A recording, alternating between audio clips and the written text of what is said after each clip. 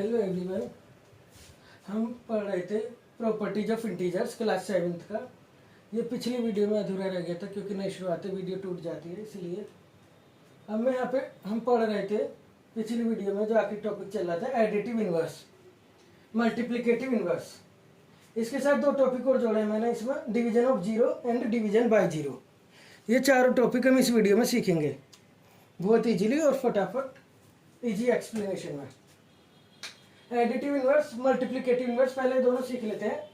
सबसे पहले हमें पता होना चाहिए कि इनवर्स का मतलब होता है उल्टा। इनवर्स का क्या मतलब होता है? उल्टा। एडिटिव इनवर्स है तो यानी एडिशन से रिलेटेड उल्टा, और मल्टीप्लिकेटिव इनवर्स है तो यानी मल्टीप्लिकेशन से रिलेटेड कुछ उल्टा उल्टा होना है। अब जैसे मान लिया हम 5 मीटर की हाइट पर खड़े हैं तो इसे हम दिखाएंगे +5 से, जो हम पीछे सीख चुके हैं पिछले चैप्टर में, पिछली वीडियो में। लेकिन अगर हम इसका अपोजिट करें तो क्या कहेंगे कि हम 5 मीटर की डेप्थ में खड़े हैं, यानी गहराई में खड़े हैं, तो इसे हम दिखाएंगे -5 से। बस यही एक दूसरे के मल्टीप्लिकेटिव इनवर्स है, एडिटिव इनवर्स है। +5 का एडिटिव इनवर्स है -5 और -5 का एडिटिव इनवर्स है +5। इसे ही कहते हैं एडिटिव इनवर्स, कि उसको उल्टा कर दो बस। मान लियो -1 है तो इसका एडिटिव इनवर्स हो गया +1, और +1 है तो एडिटिव इनवर्स हो गया -1। ये दोनों एक दूसरे के एडिटिव इनवर्स है। इस तरह से साइन को उल्टा करना है बस। एडिटिव इनवर्स के लिए हमें क्या करना है? साइन को बदल देना है बस। हमें एक बात ध्यान रखनी है एडिटिव इनवर्स के लिए कि हमें साइन बदल देना है। अगर प्लस का साइन है तो माइनस का लगा दो, माइनस का है तो प्लस का लगा दो। ये एडिटिव इनवर्स की सबसे खास बात है। बस ये लाइन में हमें इतना ध्यान रखना है कि साइन को बदल देना है। कौन सा साइन बदलना है इससे कोई मतलब नहीं है। प्लस है तो माइनस कर दो, माइनस है तो प्लस कर दो। किसको किसमें ये कुछ नहीं ध्यान रखना, बस साइन को बदलना है। प्लस होगा तो बदलेंगे तो फिर माइनस, माइनस होगा तो प्लस, दैट्स ऑल। ये एडिटिव इनवर्स है।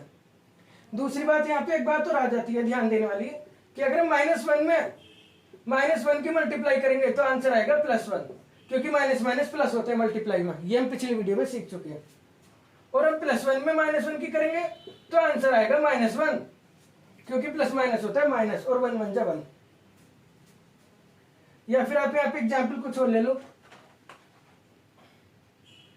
इसे थोड़ा अच्छे से समझने के लिए हम ले लेते हैं। -6 में हमने -1 की करी, आंसर आया +6, और +6 में माइनस की करी तो -6 -1 की। यहाँ पे +6 और -6 एक दूसरे के एडिटिव इनवर्स है। हमने -6 में करी थी -1 की तो उसका एडिटिव इनवर्स मिला +6, और +6 में करी तो उसका एडिटिव इनवर्स मिला -6। इससे क्या पता चलता है कि किसी भी नंबर में -1 की मल्टीप्लाई करने पे उसका एडिटिव इनवर्स मिलता है। किसी भी नंबर में -1 की मल्टीप्लाई करने पे उसका एडिटिव इनवर्स मिल जाता है। किसी भी नंबर में -1 की मल्टीप्लाई करने पे उसका एडिटिव इनवर्स मिल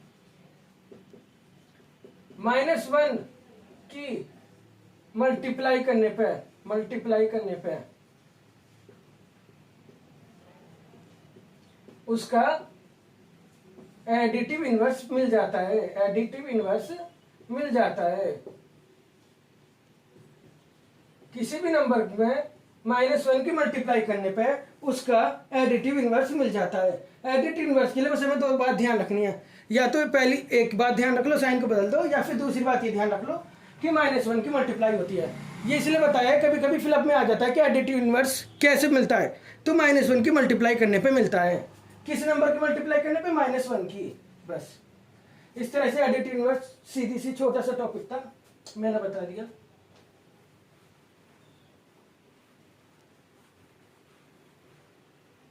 अब हम करेंगे मल्टीप्लिकेटिव इनवर्स। इनवर्स का मतलब तो हमें पहले ही पता है, उल्टा। अब मल्टीप्लिकेटिव का इनवर्स क्या है? मल्टीप्लिकेटिव इनवर्स जैसे 5 है तो इसका मल्टीप्लिकेटिव इनवर्स होगा 1/5। इसमें हमें उल्टा कर देना है। इसमें हमने उल्टा क्या किया? 5 को 5/1 भी तो कह सकते हैं, क्योंकि 1 क्या है? मल्टीप्लिकेटिव आइडेंटिटी, और 1 से किसी भी नंबर को डिवाइड करने पे वही नंबर मिल जाता है, और मल्टीप्लाई करने पे भी वही नंबर मिल जाता है। तो इसे हम 5/1 भी कह सकते हैं, तो इसका इनवर्स हो गया 1/5। मान लो यहाँ पे लिखा है 2/5, पहले से इसमें फिर डिनोमिनेटर दिया है तो बस कोई बात नहीं, 5/2, यानी कि डिनोमिनेटर को बना दो न्यूमरेटर और न्यूमरेटर को बना दो डिनोमिनेटर, उल्टा कर दो। अगर यहाँ पे माइनस लगा दे तो भी कोई बात नहीं, यहाँ पे भी माइनस लगा दो, साइन वही रहेगा जो क्वेश्चन का साइन है, इसमें साइन नहीं बदलेगा। इसमें केवल हमें फ्रैक्शन को रिवर्स कर देना है, उल्टा कर देना है, इनवर्स कर देना है। इसे कहते हैं मल्टीप्लिकेटिव इनवर्स, इसे कहते हैं मल्टीप्लिकेटिव इनवर्स। इसका यूज आगे होगा, इंटीजर्स के डिवीजन में यूज होगा, इसलिए ये सिखाया जा रहा है। तो इसको ध्यान रखना, ये होता है मल्टीप्लिकेटिव इनवर्स। लेकिन इसमें साइन का कोई रोल नहीं है, साइन माइनस का है तो माइनस का रहेगा, प्लस का है तो प्लस का रहेगा। केवल इसमें हमें फ्रैक्शन को उल्टा करना है। ओके, सिंपल सी बात है। मल्टीप्लिकेटिव इनवर्स में हमें भिन्न को उलट देना है, उल्टा कर देना है, फ्रैक्शन को उल्टा कर देना है। न्यूमरेटर को डिनोमिनेटर बना दो, डिनोमिनेटर को न्यूमरेटर।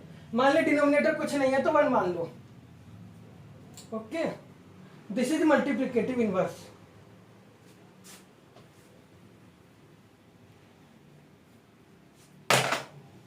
अब हम आगे चलते हैं division by division of zero and division by zero. Division of zero, zero को किसी भी नंबर से डिवाइड करने पर आंसर हमेशा जीरो आता है। ए का मतलब यहाँ पे कोई भी नंबर है, any number, any one number.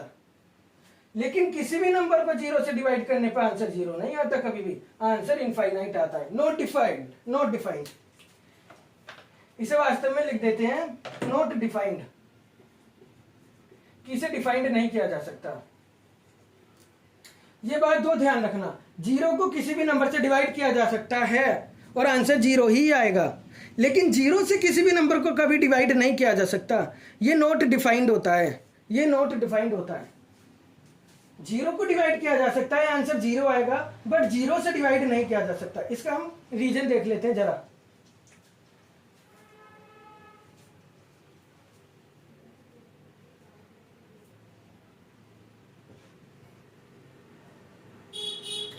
एक फॉर्मूला सबने पढ़ा होगा, डिवीजर इक्वल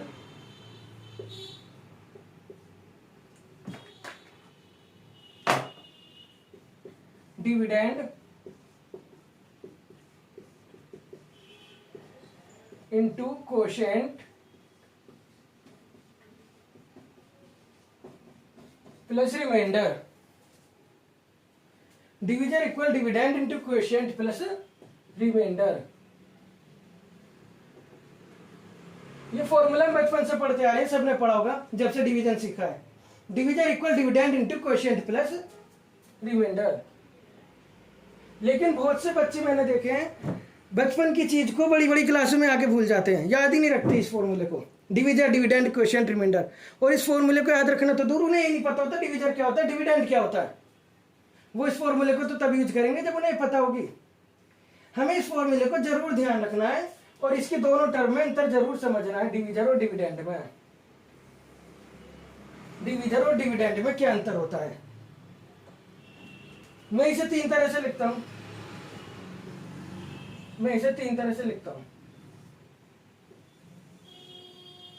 पहला लिखा मैंने ए बी इस तरह से, दूसरा लिखा मैंने बी अपॉन ए, और तीसरा लिखा मैंने बी डिवाइडेड बाय ए।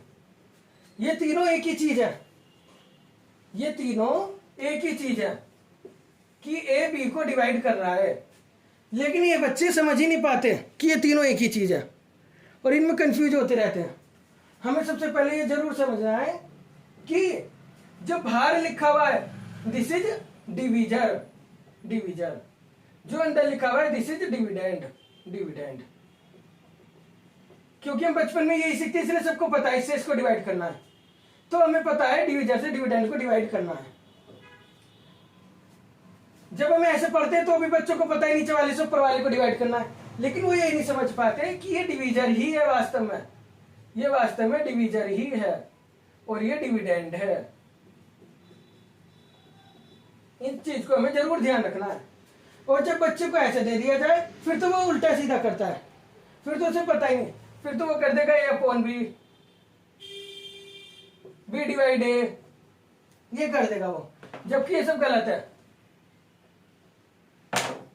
इसमें हमें ध्यान रखना है कि जो पहले लिखा होता है, पहले ये होता है डिविडेंड, डिविडेंड, और जो बाद में लिखा होता है ये होता है डिवीजर। और और कम से कम डिविडेंड और डिविजर तो हमें पता ही है, डिविजर जिससे डिवाइड करना है, डिविडेंड जिसको करना है, यानी कि इसे हम ऐसे लिखेंगे या फिर इसे हम ऐसे लिखेंगे, इनमें से किसी एक फॉर्म में, जो कि मैंने ऊपर दिखाई है। पहले ये अंतर ध्यान रखना बहुत जरूरी है कि ये जो तीनों फॉर्म है, इन तीनों फॉर्म को समझना बहुत जरूरी है, और खास तौर से इस तीसरी फॉर्म को। जो पहले लिखा है वो डिविडेंड है जिसको डिवाइड करना है, और जो बाद में लिखा है वो डिविजन है जिससे डिवाइड करना है। मैं यहां लिख भी देता हूं, डिविडेंड जिसको डिवाइड करना है, और डिविजर जिससे डिवाइड करना है। बस इसमें एक ही वर्ड है अंतर, जिसको और जिससे है, बस ये जरूर ध्यान रखना। बाहर वाले से डिवाइड करते हैं, इसे मैं बाहर वाला कह रहा हूं इसे, और अंदर वाले को डिवाइड करते हैं, इसे मैं अंदर वाला कह रहा हूं। इस तरह से भी आप ध्यान रख सकते हो, या पहले वाले को दूसरे वाले से डिवाइड करते हैं, ये ध्यान रखना जरूरी है। ठीक है, आप ये तीनों फॉर्म जरूर ध्यान रखो। सबसे पहली बात ये है, इन तीनों फॉर्म में अंतर समझ लो, समानता समझ लो, डिविजन डिविडेंड समझ लो, क्या अंतर है, क्या कैसे हमें इनको पहचानना है क्वेश्चन में। सबसे पहले तो यही सही आनी चाहिए हमें। ओके, अब मैं रफ कर रहा हूं, अब अगली बात बतानी है।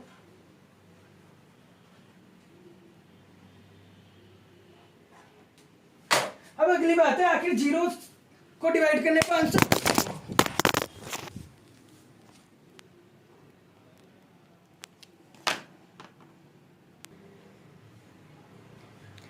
सॉरी मोबाइल गिर गया था।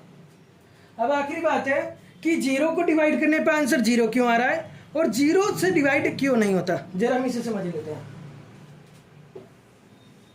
मान लिया मैंने यहाँ पे लिखा 2, अंदर लिखा 6, तो 2 से हम कितनी बार डिवाइड करेंगे, इसे 3 बार, 2 3 जा 6, और क्वेश्चन पूरा। अब यहाँ पे हमने क्या देखा कि अगर हम डिवीजर में ओ सो सॉरी, यहाँ पे आएगा dividend, I am so sorry, ये ध्यान नहीं हुआ, ये एक से वर्ड है ना, इसलिए ये आएगा divisor. Dividend equal divisor into quotient plus remainder. I am so sorry, ये थोड़ा सा फॉर्मूला ठीक कर लेना। Dividend equal divisor into quotient plus remainder. Okay, तो हमने देखा कि डिविजर क्या है 2 और क्वोशिएंट क्या है 3, रिमाइंडर तो कुछ है नहीं। 2 × 3 = 6, यानी कि डिविजर में क्वोशिएंट की मल्टीप्लाई करने पे और रिमाइंडर कुछ नहीं है, इसलिए आंसर सीधा सीधा डिविडेंड मिल गया हमें 6। डिविजर में क्वोशिएंट की मल्टीप्लाई करने पे हम ये भी मान सकते हैं रिमाइंडर 0 मान लो, प्लस 0 = 6, यानी कि फॉर्मूले में रखने पे हमें डिविडेंड मिल गया। Divisor into quotient plus remainder फॉर्मूले में रखने पे हमें डिविडेंड मिल गया। ठीक है, अब इस चीज को हम इस पे अप्लाई करते हैं। क्या कि हमने 2 से 0 को डिवाइड करा और आंसर 0 आया। ठीक है, अब हमारा डिविजर क्या है 2, हमारा क्वोशिएंट क्या है 0, और रिमाइंडर भी 0, और आंसर क्या है, क्योंकि किसी भी नंबर में 0 की मल्टीप्लाई करने पे आंसर 0 हो जाता है, ये तो सबको पता है। तो आंसर भी 0 + 0 0 ही आया हमारा, यानी कि हमने फॉर्मूले में जब सब कुछ रखा था हमें डिविडेंड 0 मिल गया, हमने डिविजर 2 रखा, क्वोशिएंट 0 रखा, रिमाइंडर 0 रखा, आंसर 0 आया जो कि डिविडेंड है। यानी कि फॉर्मूला सेटिस्फाई हो रहा है, यानी कि ये बात सही है कि किसी भी नंबर को, वो 0 को किसी भी नंबर से डिवाइड करने पर आंसर 0 ही आएगा। ओके, तो ये बात तो सही सिद्ध हो गई, सही प्रूफ हो गई ये बात तो। ठीक है, अब ये मत पूछेगा किसी भी नंबर में 0 की मल्टीप्लाई करने पे 0 क्यों आता है, ये तो रूल है, इसे नहीं किया जा सकता डिफाइन, जो रूल है। अब दूसरी बात आती है कि नंबर को 0 से डिवाइड करने पे आंसर नॉट डिफाइंड क्यों है, आंसर 0 क्यों नहीं है, ये अगली बात आती है। अब जरा हम इसे देख लेते हैं फटाफट। मान लिया हमने 0 से 2 को डिवाइड करा, 0 का टेबल होता है 0 1 जा 0, 0 2 जा 0, 0 3 जा 0, 0 4 जा 0। 0 का टेबल 0 से शुरू होकर 0 पे खत्म है। हमने 0 बार चलाया है तो 0 0 0 बस।